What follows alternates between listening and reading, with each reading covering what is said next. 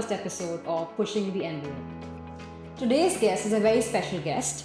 She started her journey in the beautiful city of Manchester, UK, and then traveled to the enchanted shores of Cyprus. And early on in her life, at the age of 21, she moved to Australia to build her professional and personal life. She's gone the hard yard, built her career in technology sales, worked with some amazing companies, and then left all of that to start her own business. Her story is a story of ambition and determination. Please welcome Danielle Mason. Hello, Danny. How are you? Hi, Sophie. I'm good. How are you? I'm good. Thanks for taking the 10 minutes drive from your house to mine. Thank you for having me. Yeah. Thank you for having me on this amazing show, and what a lovely introduction. Thank you. So tell me something about your journey, your decision to come to Australia, how it all started. Yeah, absolutely. Well, first of all, I think it was, as you mentioned, I grew up in UK, born and bred Manchester girl, northern girl. And at the age of, I think I was 14, at the age of 14, my parents decided to move from Manchester over to North Cyprus, where I resided for 6 years of my life in Cyprus. And then I decided to move back to the UK. Okay. I finished school a little bit earlier than most, so a year early. I moved back to the UK, and I wanted to start my working career. So at the time, I fell into telesales. Okay. And I moved back to London, and I worked I got a job in timeshare, selling the lifetime dream of holidays. And it was probably after about a year of being back in the UK, I just thought to myself, wait a minute, something's missing. Something just doesn't feel right here in my gut. I was used to this lovely lifestyle in North Cyprus, where my parents had taken me at 14. I'd moved away back to the UK, and it just didn't feel like home, like going back there without my family. So I was thinking to myself, okay, where can I go that I can continue my career, that speaks my language, because I'm not moving and learning another language. Where can I go that I can, have that lifestyle, but also continue my career? And I actually had my mum's brother. He lives in Sydney with his family, beautiful family. And I said, okay, I'm going to book a one-way ticket. I'm going to apply for a working holiday visa at the time. And I'm going to go and just, see how it goes, not put any pressure on it. Get on the flight. I looked into the job situation at the time. And I thought, yes, I'm just going to get on the flight and go on an adventure. And if it doesn't work out, I can always come back. Yeah. At the age of, I think, 21, I jumped on that flight with a couple of suitcases, said bye to my parents, and here I am. I've not looked back since. Wow. I mean, I think you've also, similar to my story, I've also, because of my dad's job, I've always traveled. I've lived in like all possible cities in India and then moved around. And you've done very similar, either because of your parents or because you just wanted to build your own career. Yes. You've moved around. Yes. Have you faced challenges? I mean, how has that journey been? Do you like just changing your environment, or it just happened in your life? I think it's a really good question. I think, it really just depends on the move. I think the first move, probably similar to yourself and when you was moving for your father's work as well. The first move, I mean, I was 14 years old. I was in the peak of that teenage years of my life. I built up friends within my school. I was, very sporty and active as a kid as well. And it was the hardest thing to be, I guess, I'll say, pulled away from the life that I was living at that time at 14 years old. I think it's it's challenging for any teenager to kind of find their way at that time in their life. But I think to actually be taken away from your environment, from everything you know, your friends, even your outside of school, that family and friend network, it was very, very, very challenging. The first move, going to North Cyprus at that age. And a different culture altogether, isn't it? Absolutely, yeah, absolutely. Like as we moved, it's north side of Cyprus is Turkish ruled, so it's a Muslim country as well, and everybody in my class was Turkish speaking, so I didn't speak Turkish. So it was just very hard to, I guess, navigate the first maybe 6 months of my life. One, trying to say goodbye and let go of the friendships that I had in the UK. Yeah. And then at the same time, trying to integrate into this new culture and meet new friends and adapt your kind of self to fit in with those with the new people over in Cyprus. So yeah, very, very challenging. Challenging. One of the hardest moves I've experienced. Oh wow. And it reminds me of my own experience. Not complete country change, but it's been, every city is so different in India as well, right? It became difficult for me to make friends because there was this complete shift in mindset with every city. And for me, it was challenging to make friends. I know you have like amazing interpersonal skills, Danny. But did you have similar issues of feeling a bit cornered, feeling alone, and taking time to find your friends in this new country, in a new... Absolutely. And I think when you say, and I'm very grateful of you saying I have good interpersonal skills, and I don't think it's something maybe I was necessarily born with. I think it's probably been shaped through the experiences that I've had to, and the positions that I've had to be in from a very young age. And the North Cyprus move probably being one of the most character shaping challenges, but also looking back, great experience, because I don't feel that I would be comfortable in moving to these other different places, as comfortable anyway, if it wasn't for that move at such a young age. I don't think after that point it could get any harder. But yeah, it's not something I don't think I was born with. I think it's just something that developed. The challenge has developed. Okay, interesting. What were some of the lessons you learned? Being there, you would have faced some adversities as a teenager, right? Were there some specific incidents that you remember that kind of shaped your character, like you said? Yeah, I think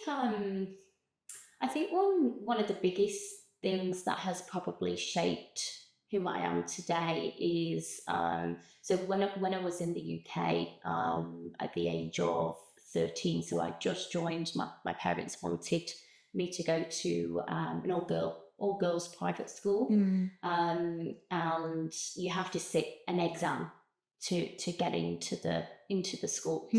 And unfortunately, I wasn't the most academic child, and I wasn't passing the exams.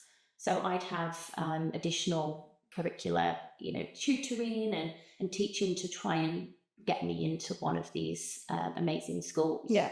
And unfortunately, I just wasn't passing the exams. I eventually got into one school, which was miles away from my house. But the decision was if I was to get into one, I would go. I joined the school, and probably 6 to 12 months into being at this school, I was really struggling with the work. And my mum and dad decided to get me tested for dyslexia. Okay. And that come back, the report, they do a full assessment, and the report come back and it said, yes, Danielle has mild dyslexia.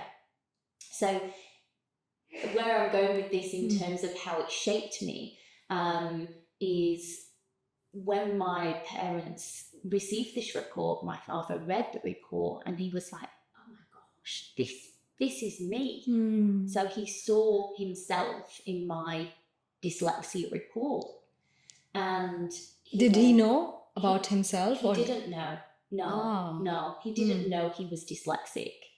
He understood it from reading my report. It's like all them years he was thinking, why was he different? You know, why was he one think differently, two wasn't academic as well, the reading and writing side, struggled with something but really excelled with other things.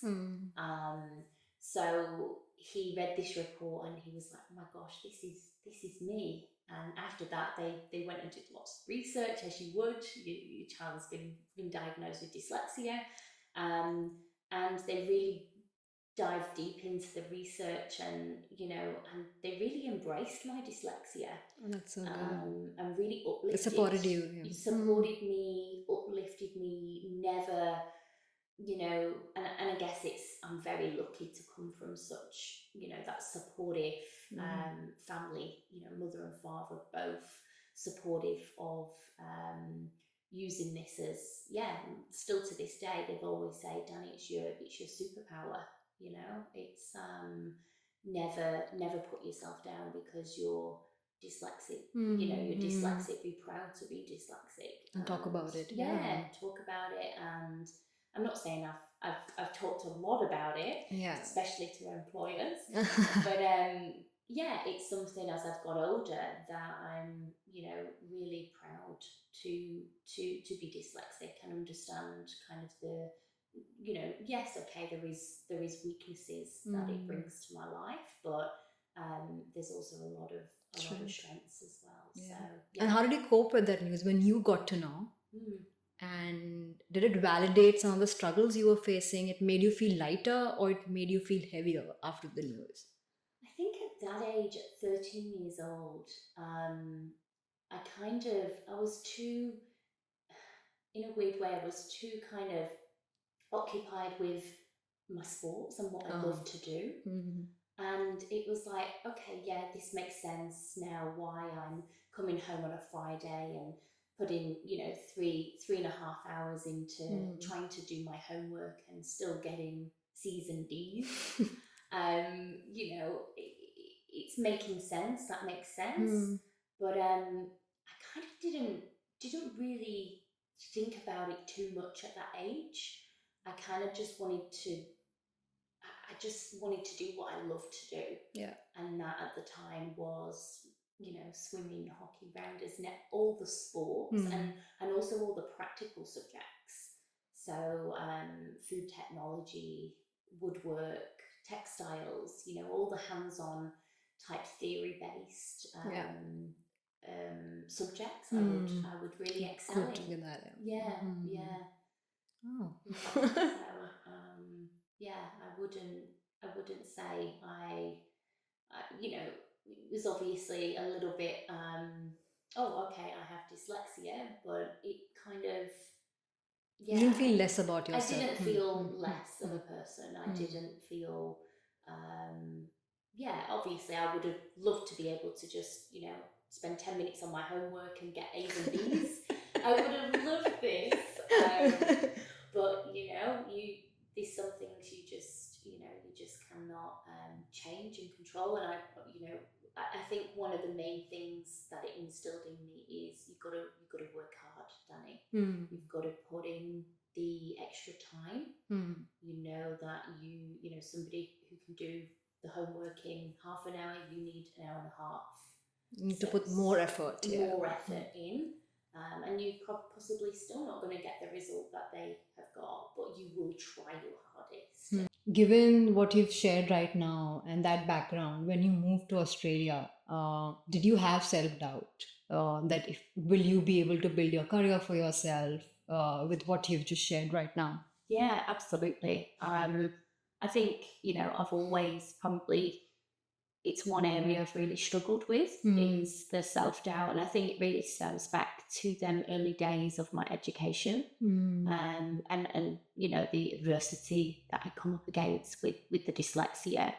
But yeah, doubting myself has been an ongoing challenge. And I think one of whether it be, mainly I'd probably say more the career side of things, and, working in being a female, working in more of a male dominated industry, am I going to be taken seriously?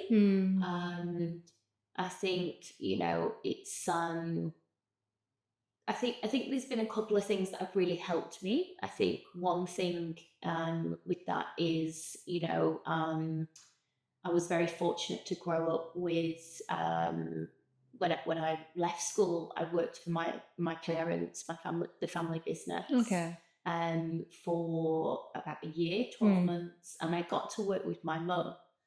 And I got to go to meeting. I was her note taker. I would make a cup of teas. I would answer the phones. I was the receptionist. But what that allowed me to do was to go into rooms where my mum was conducting meetings with. She was in the construction and property industry. So I got to see her working in that male-dominated industry as well. I think that really helped with some of my self-belief in working with IT. And I'm really fortunate and lucky to have had that role model to aspire to be like her as well. Yeah.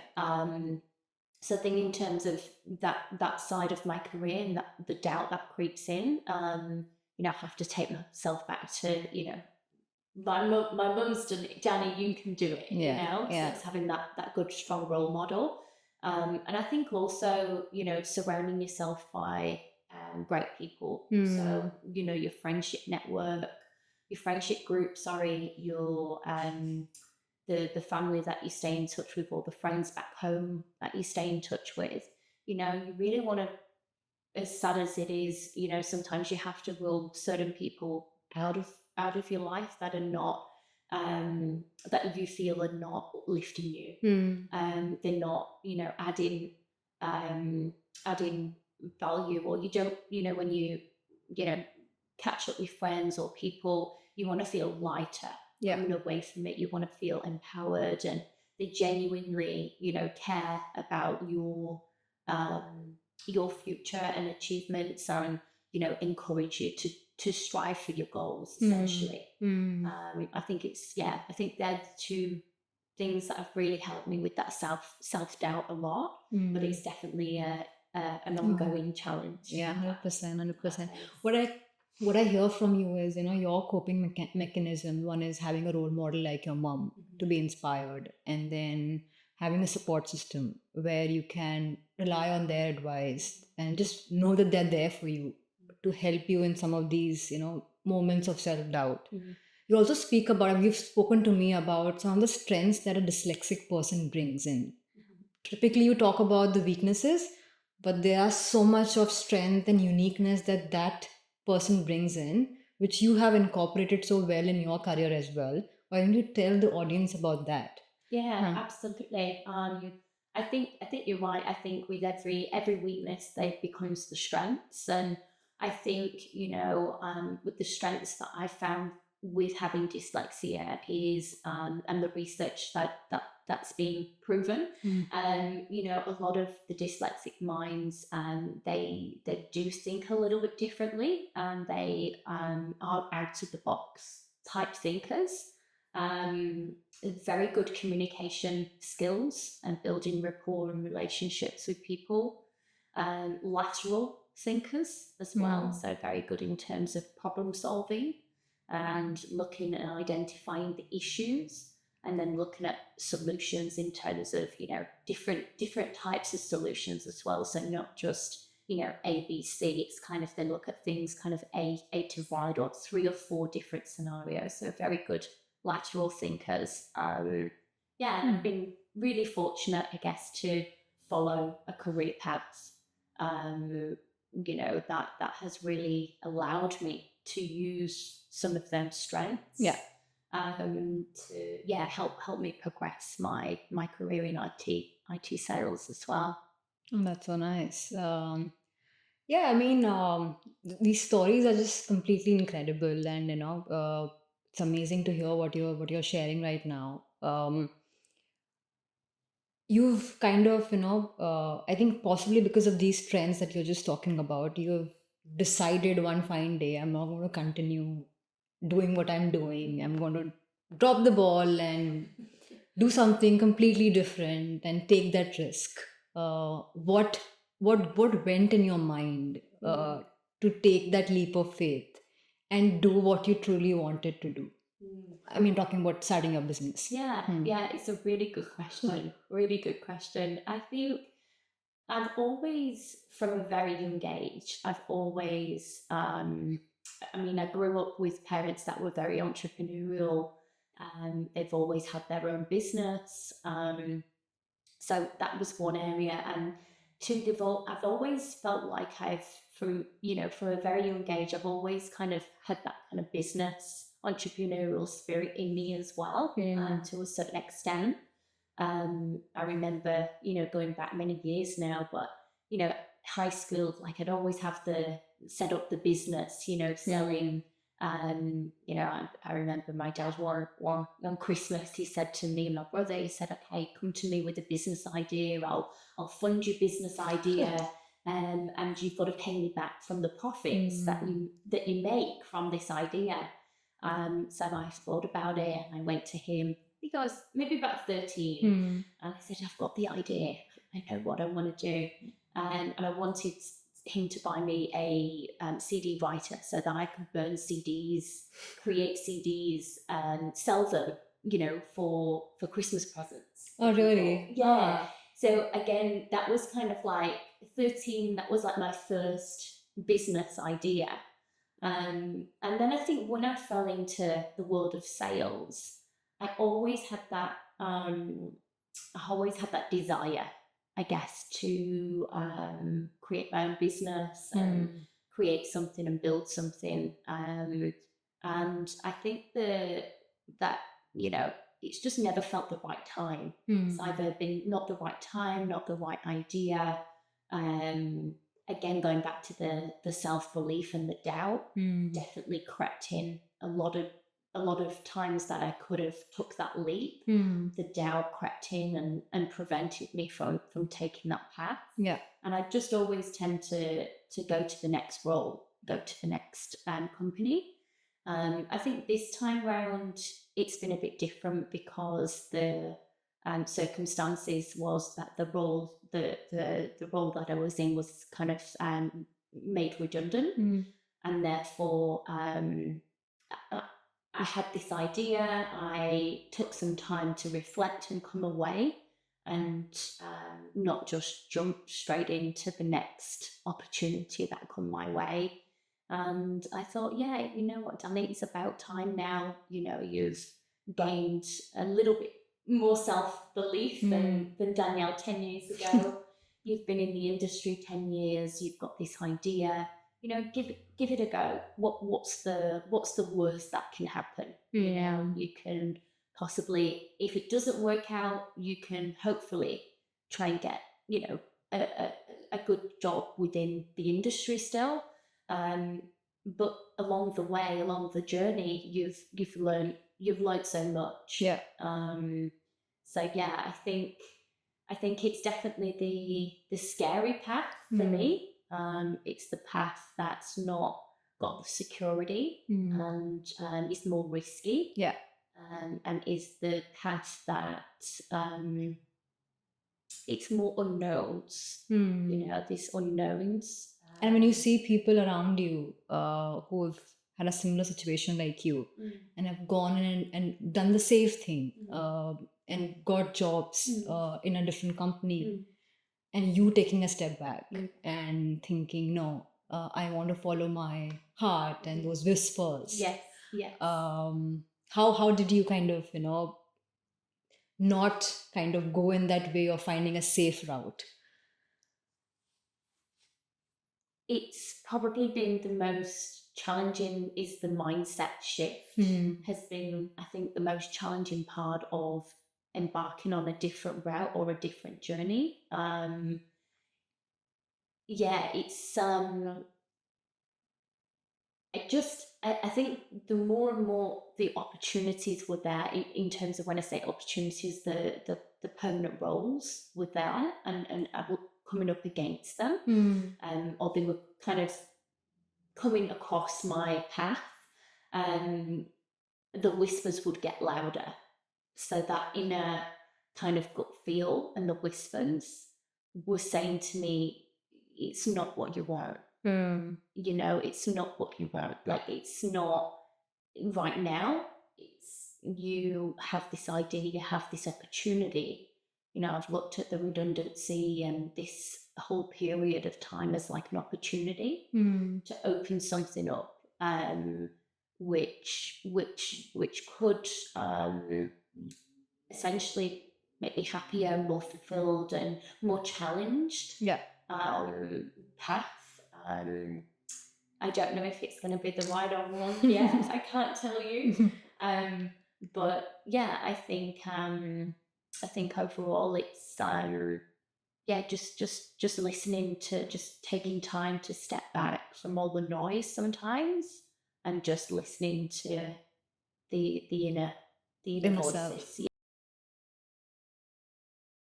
We'll play this game called Chit Chat. So I have, as the name suggests, I have shaped some of these envelope-looking chits, Yeah. and there'll be a word inside which you have to pick and talk about it and share your stories. So let's get started. Lovely. Let's pick the first envelope. First one. Here we go. Self-belief. Interesting. Gary, we talked a lot about this. We did. Okay. Possibly share your experience on this topic once you moved to Australia, and how did you kind of have to, face this and embrace it? I think when I first moved to Australia, I think you don't know anyone, you don't know anything, you don't know road from road, you have no friends, you've not got a job, like I didn't. And I think really... You came in Australia through a holiday visa, is it? I came originally through, 12 months working holiday, but you can only actually work for an employer for 6 months at a time, and until you get sponsored. So I remember actually, before I came to Australia, a recruiter, I spoke to a couple of recruiters, and they said to me, you will never get sponsored in Australia. And I said to them at the time, what is required to get sponsored? And they said, well, you need a degree. And you haven't got a degree, so you should go to live in Dubai. Not Australia. So I thought, okay, let me look into this, degree, and what else is, what are the pathways? There must be some other pathways. So they also said, these different sponsorships where you can get sponsored based on your experience. So I thought, brilliant. Okay, let me look at the route I can take. So I think in terms of the journey to Australia and the self-belief, I think it's, sometimes like never taking no for an answer, but also, believing that when you do go somewhere and you work hard and, you kind of, I remember when I first come here and I was working in recruitment, and I really wanted to get out of recruitment. I'd done it for a few years in the UK, and I really just wanted to get into a different industry, but I didn't know what that was or where it was. And I remember at the time I interviewed for a couple of roles in IT, and I didn't get the job. And at that time it was a case of, okay, do I go back to the UK or Cyprus? Do I leave? Is this really meant to be?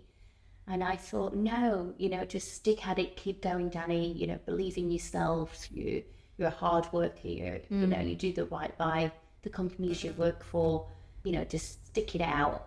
And I thought I'd continue in the recruitment, and maybe within 2 months later, my client, who was an IT software vendor, poached me about an IT sales role.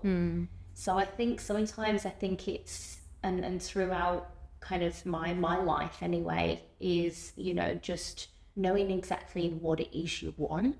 You might not know how you're going to get there, but as long as you've got them goals, or, the vision, I used various different vision boards throughout my life as well. And it's just the belief that you put in something down in terms of what you want to achieve in your life, and visualizing, that, and having that inner belief. Because if you don't have that self-belief that you're going to achieve it, I don't think you're gonna get it, or you won't get it until you do believe. Do you? Yeah. The reason I'm asking this question is because you use the word visualization, right? Do you use the magic of visualization in you achieving something you want to achieve just by dreaming about it? Do you do that? Yes, I do. Yeah, I think from a very young age, somebody once, a family friend in Cyprus, introduced me to the, it's a book and also a video. It's called The Secret, and it's very big around like the law of attraction and visualization. And I remember probably 10 years ago, longer, when I was maybe 16, 17, I created a vision board. And it was probably like a 10-year type vision board. And I didn't have any, just starting out, dropped out of school, wasn't academic, didn't know how I was going. I was on, a very small island, unrecognized island in the North Cyprus, spoke the language brokenly. Like, how am I ever going to achieve these things? But I really believed in the law of attraction and that whole visualization. Yeah. And just little things when I was younger. It wasn't anything big, but it could be, you wanted these new shoes, or you wanted, some new tires on your car, or whatever it be. And I just started to do it, and all of a sudden these things happening. Yeah, the attraction started, and I was like, this is really powerful. No way. Yeah, I live by I live by law of attraction and visualization. Interesting. Yeah. Yeah, I think. What about yourself with self-belief? Yeah, I mean, just like you, when I came into Australia, I joined as in technology sales, something I had not done before. I was in technology, but I never done sales before. So selling to people, to a culture which I have no idea about, it was extremely daunting. And I was pushed aside because people didn't think of me doing that role, because I was not stereotypically, looking like other technology salespeople. Yeah. But then I think my dad always said that you need to just keep working hard. Don't think of the outcome. Because if you start thinking of the outcome, after a point, you will feel anxious and you will give in. So just do what you want to do. And I think possibly it took me 2 years to understand the culture, even the art of selling, everything holistically. Yeah. And when I looked back, I was like, oh my God, I've actually, the compounding effect of continuous improvement over years and years. Yeah. Like even now, if I look back at my naive self, when I just come in Melbourne, like now 7 years back, so different, so much more confident than I was where I was. And I think even I, to your point, have tried to use the art of visualization. So I've always closed my eyes and thought of me as standing on a stage and speaking to an audience filled with audience. Yeah. And that helped me in kind of building that confidence when I'm talking to people. So yeah, I mean, it's been you do doubt yourself. I think it's a continuous process. There'll be times again I'll doubt myself, but then you kind of remember when you did doubt yourself and you came it. Use that as a strength, and then again start building that confidence back. And I think that's really nice. Like, your dad's a very wise man for giving you that advice, because you're right, it's using them times that you did fail, or you did get knocked down, or you got the knockback, to give you that kind of inner fire again, to be like, I'm going to go again. You cry, you're upset, you pick yourself back up, you dust it off, and then it's like, right, let's build now. Where did I go wrong? What can I do better? Go again. Correct. 100%. Builds your character. It does. And like you said, the whole Cyprus journey of yours, build your character. I think for me, coming to Australia and having to struggle what I had struggled, it's been to be honest, been a very difficult and a journey filled with challenges. But then when I look back, it has shaped my character. If not for that, I wouldn't be sitting here and talking to you, for example, right? So things like that, I'm really grateful for, that I had to face those challenges. But at the time, again, not taken away from, at the time, it was probably such a daunting, you've got them butterfly feelings in overcoming so many challenges, and the doubt creeps in, doesn't it? The self-belief hits, the imposter syndrome hits, and it is hard to keep going sometimes, and putting yourself in them very scary, unknown positions and situations. But it's, just a testament to like who you've become, as well, which is. And I've just cried so many times during that time, thinking that, I can't do sales, or I'm not meant for sales. I'm not a people person. You constantly doubt everything you do. I think it's just important to if you're choosing a hard path, I think it may be the right path, because you're shaping yourself. I love that.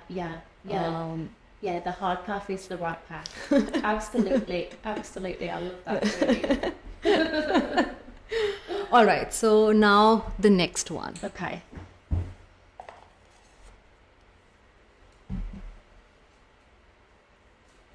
So it is a rejection with an S.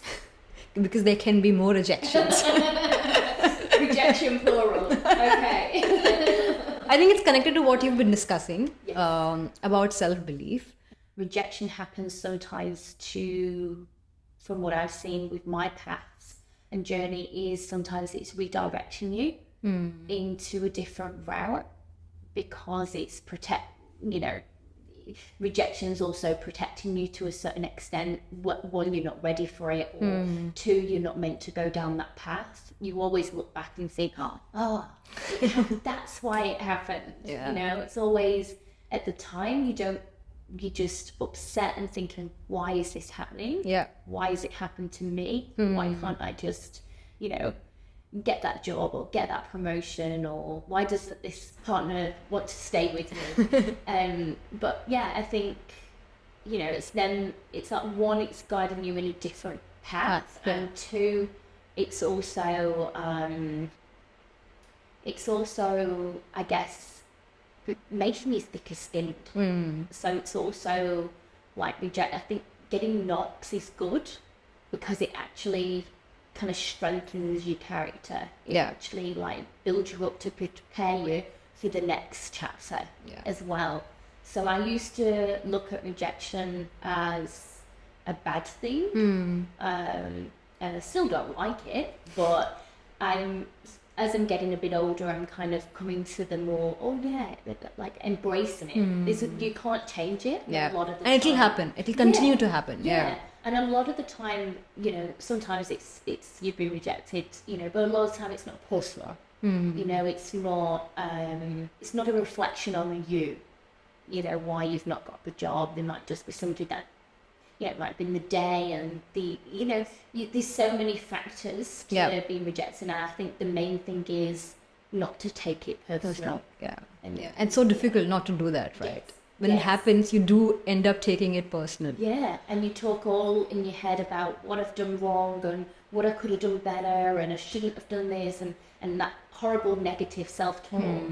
But 9 times out of 10, it's they could have put the role, or you Yeah. know, they don't want you to move up because they want you to stay where you are. Yeah. You know, it's not always based on. Yeah, and your example, right? I mean, you were made redundant, and then you switched what you wanted to do, and you started this business. If you weren't made redundant, you possibly wouldn't be starting your own business. So there's this, there are things which happen for a reason. Yeah, absolutely. And there was a book that got recommended to me about 6 months ago, actually, off one of my colleagues at AWS, and it's a book called Obstacles of the Way.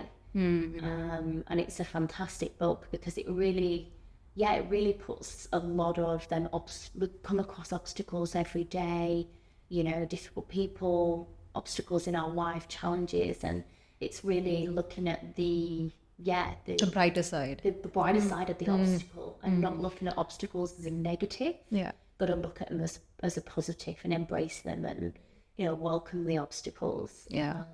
Okay, so we'll pull out the last chit. Yes. And I'm going to cheat a bit here because I want you to speak about something specific I put in there. So I'm going to pick exactly that chit and give it to you. Yeah, this one. Okay. What have we got here? Oh, hobby. So I know you've been, trying to explore what makes you happy, and that has been instrumental in you keeping your head low and focusing on your business and being positive about it despite any obstacles and hurdles you'll face. So just talk about the importance of having a hobby and how that helps you in being more efficient in what you do. Yeah. So I think, probably reflection, again, from when I was recently made redundant and taking that kind of step back to reflect. Probably the last 10 years.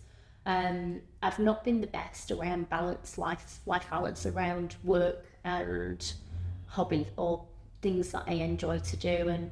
And more recently, I thought, it's really important that you have that outlet, you have that things that you do, whether it be, a sport or a place to go or something that just switches you completely off from, day-to-day problems, challenges. You just need that outlet. Yeah.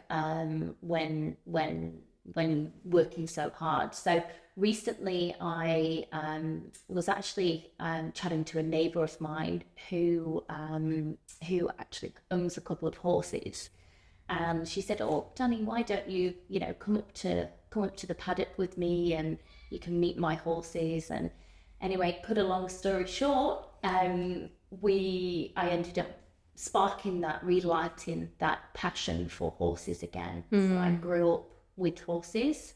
I rode from the age of 4 or 5. They're a big part of my childhood.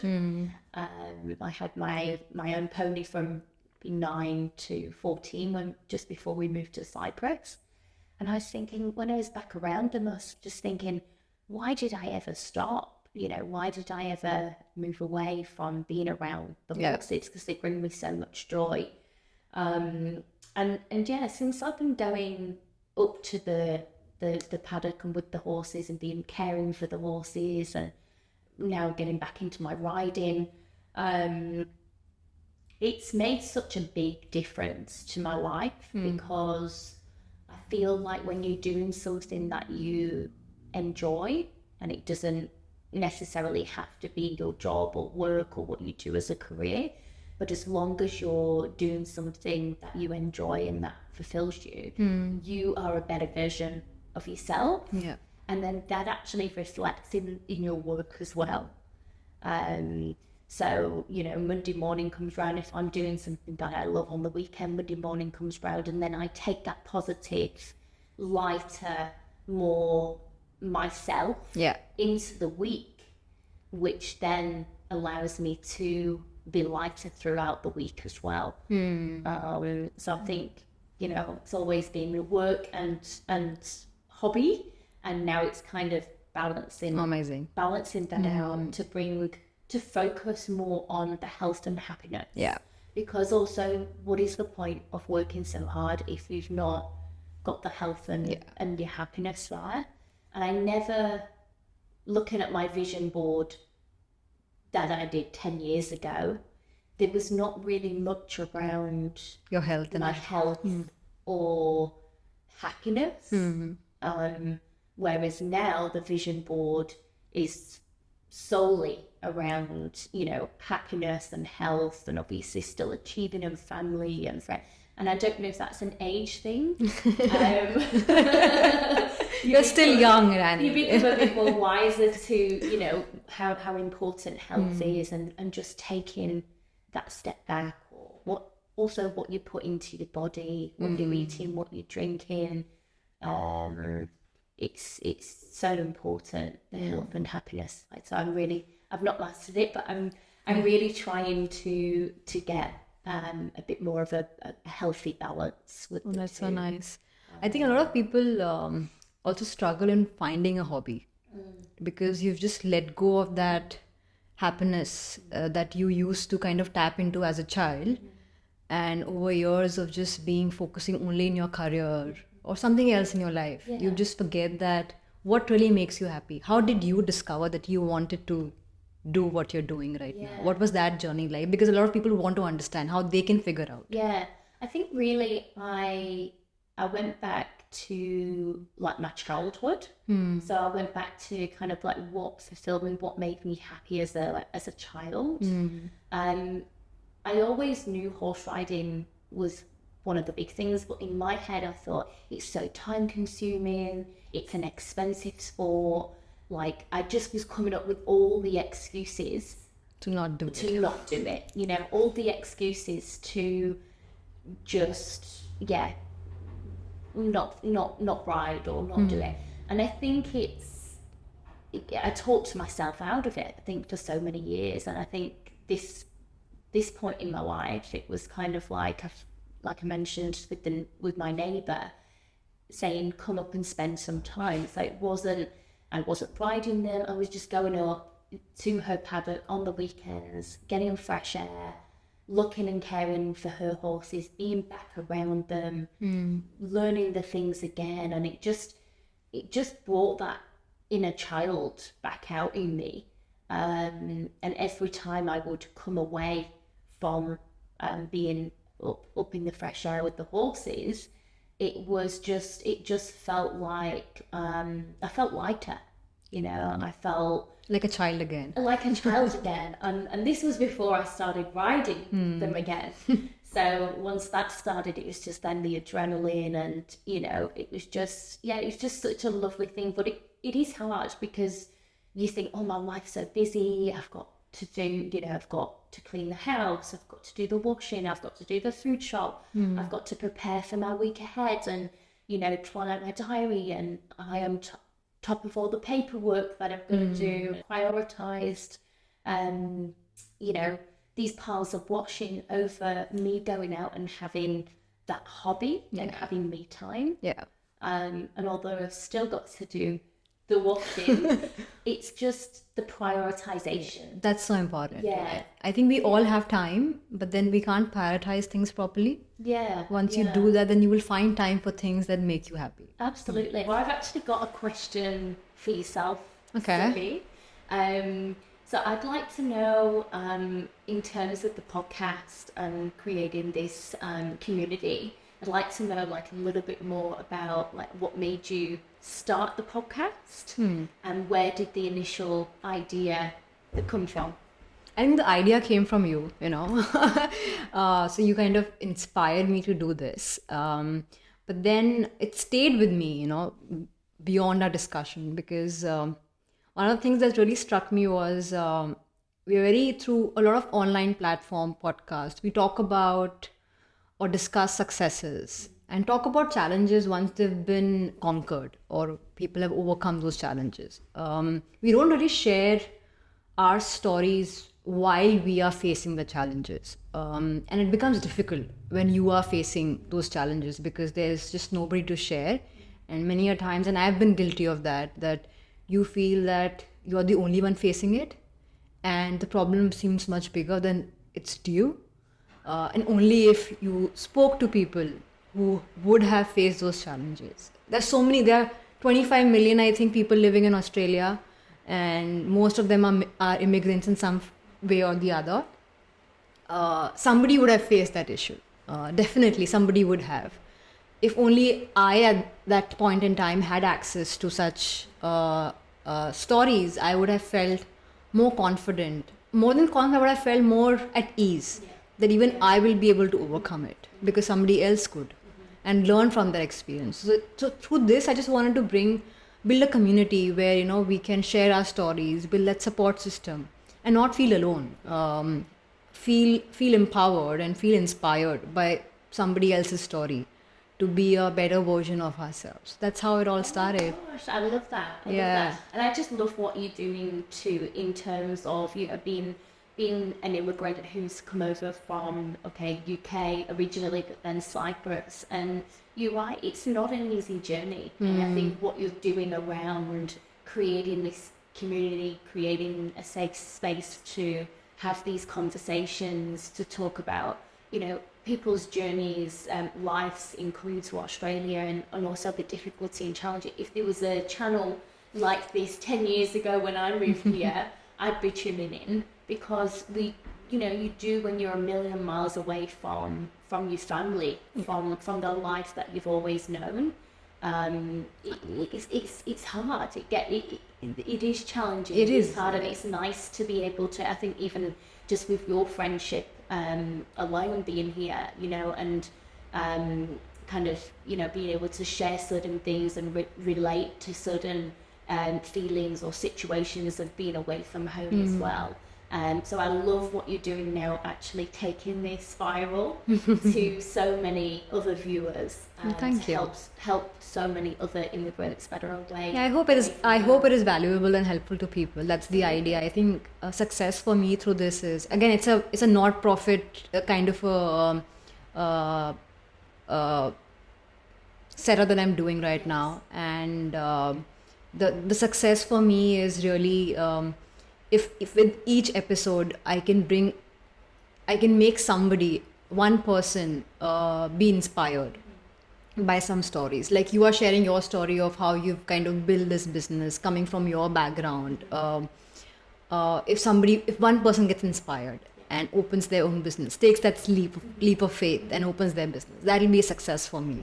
That's what I want to achieve with each episode. Just one person being inspired.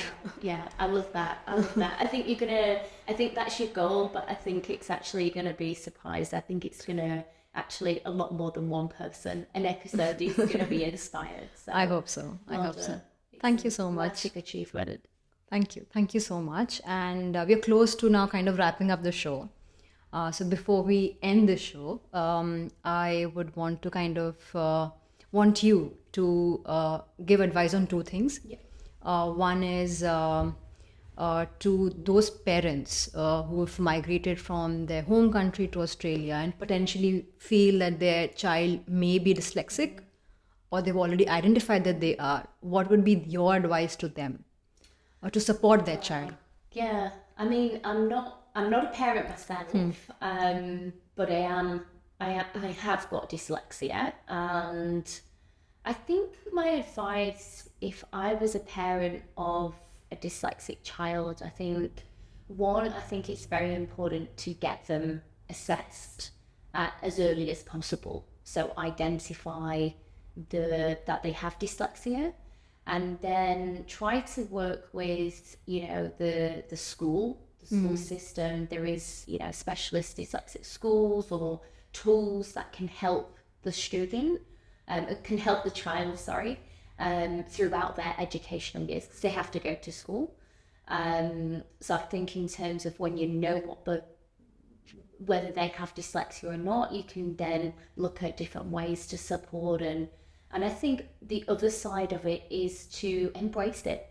You're not going to change it, but helping them to embrace it and focus on essentially the superpowers of the child, not necessarily looking at the weaknesses of what dyslexia brings as well. Helping and supporting and providing them tools and educations to develop, but focusing and harnessing more on the strengths of that child, and really lifting them up and empowering them, like being the leader as the parent, and empowering the child to believe in themselves and to go on to achieving the goals and the desires that they want to achieve in life. Well, thank you for sharing that. I think the second one is an advice to some of the immigrant women, who've traveled and who are settling in Australia and want to build their career or possibly start their own business, but haven't taken that first step in doing so. What would you tell them? I think, that's a hard one. I think anybody looking to change the path or take the leap, or I think it's like leaning into the uncomfortableness. Like, if there's two paths, I'd probably say my advice would be to take the riskier path of the two, as long as you can kind of go back. But yeah, I'd probably say take the riskier path, take the path that makes you more uncomfortable, vulnerable, the unknown, but then also kind of enjoy the process, enjoy the process as well. Don't think too far. What's helped me recently is don't think too far ahead, and don't look behind. Just every day focus on the present, focus on what you can achieve. And I always say to myself every day, just move a few stones forward, Danny. That's all you need to do. Just move a few stones. Just as long as you close your day off and you've just worked your hardest and moved a few stones forward. That would be my advice. The two advices I would give. Oh, that's such good advice. Thank you so much, Danny. And also, sorry, one other thing, find that happy place as well. Focus on your health and happiness, because it really transfers through to your everyday life within work and business as well. The hobbies that you spoke about. Yes, hobbies. Find your inner child. 100%. Well, thank you so much. Thank you for being on this show, on this inaugural episode. It was lovely having you, and I am pretty sure there'll be lots of people who've been listening in who will be inspired by your stories. Thank you so much for having me, Sophie. It's been absolutely amazing. Thank you. Thank you.